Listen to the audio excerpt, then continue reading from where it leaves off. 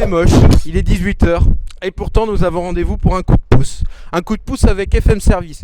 Florian, que nous allons rejoindre d'ici quelques instants, est vendeur de téléphone mais aussi réparateur. Et c'est ça le plus important et je pense qu'on va y aller de suite. Bien le bonjour à tous, bienvenue dans le coup de pouce bien sûr.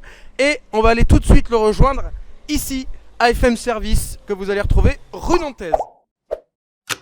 Bonjour Florent Messin. Bonjour. Merci de nous recevoir ici à FM Service. On va faire donc ton coup de pouce. D'abord justement pour connaître un peu ton entreprise, j'aimerais connaître son histoire. Alors l'histoire est très longue. J'ai commencé il y a un peu plus de 10 ans, 2009. À l'époque, je faisais ça en plus de mon activité d'agent de sécurité. Et au fur et à mesure, l'activité prenait un petit peu plus de place. Il a fallu faire un choix, soit arrêter la sécurité, soit se mettre à temps complet dans l'informatique. Et le choix a été vite fait. Et se mettre dans sa passion surtout. Surtout ça. Parce que toi, ça fait longtemps que tu fais de la programmation, de la réparation. Je veux dire, ça c'est ton dada quoi. C'est, comme je dis toujours, c'est pas un métier, c'est une réelle passion. On vient le matin, entre guillemets, travailler, mais on y vient avec le sourire, quoi.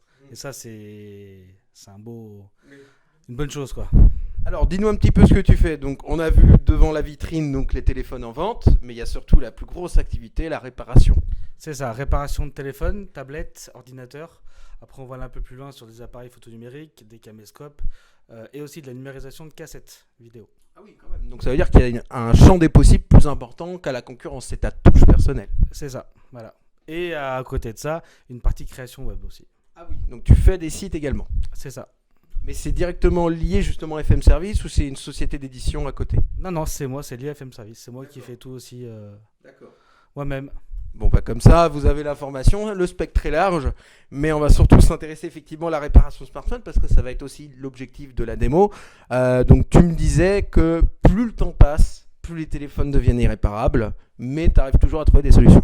On arrive toujours à trouver des pièces, alors le plus possible d'origine, ce qui reste quand même assez complexe. Moi, ça fait 10 ans. Il y a 10 ans, les téléphones, ça ne se réparait pas, voire très peu. Les gens ne le savaient pas. Maintenant, les gens le savent, mais savent que ça coûte aussi très cher de réparer. Donc, on essaye de lier, d'essayer de concilier les deux. Mais c'est vrai que je vois que les téléphones sont de plus en plus difficiles à réparer. Mais qu'est-ce qui fait ça? C'est la technologie ou c'est plutôt la loi de l'offre et la demande? Ah non, c'est tout simplement les constructeurs. Les constructeurs n'aiment pas qu'on y touche. Donc voilà, ils mettent des pièces un peu plus fragiles ou avec des je suis en train de chercher mon mot. Non, pas des composants, de l'étanchéité, etc. Oui. Ce qui reste encore très compliqué à refaire, entre guillemets. Oui, mais ça a quand même des avantages, l'étanchéité, normalement. Ça n'a pas que des inconvénients. Ça a des avantages quand ça marche réellement. Ce qui n'est pas toujours le cas. Est-ce que dans ta boutique, tu as un panel, j'oserais dire, de constructeurs moins fiables, plus fiables que tu vois passer? Moins fiables, on serait tous d'accord sur les réparateurs, Sony. Sony reste très compliqué à réparer. Et à l'inverse, Apple ou Samsung sont facilement accessibles et pas trop chers. Oui, donc ça va. Et d'ailleurs, pour un tarif, sans trop rentrer dans les détails, mais par exemple sur la main-d'œuvre, parce que c'est ce qui coûte le plus cher, est-ce que tu arrives à pratiquer des prix compétitifs tout en essayant d'aller au plus vite des fois? J'essaie d'être compétitif niveau tarif et aussi niveau temps, de ne pas d'avoir les pièces assez rapidement. Souvent, je les ai le lendemain avec mon fournisseur principal. Après, oui, j'essaie d'avoir des prix qui sont pas le plus bas parce que faut pas non plus être trop bas. Voilà, il y a quand même un service et puis une qualité, mais j'essaie d'avoir des tarifs intéressants.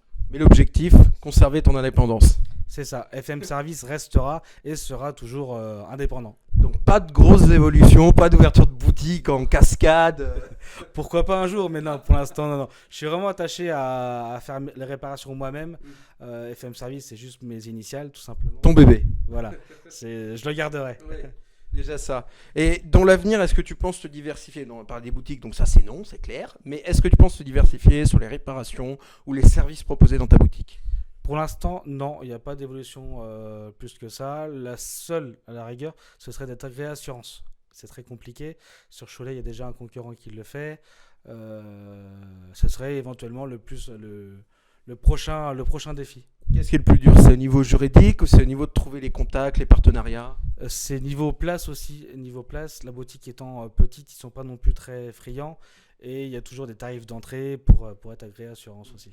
Et donc on rappelle ton adresse, rue Nantaise à Cholet, en face de l'église. C'est pas le meilleur endroit quand même pour travailler ça.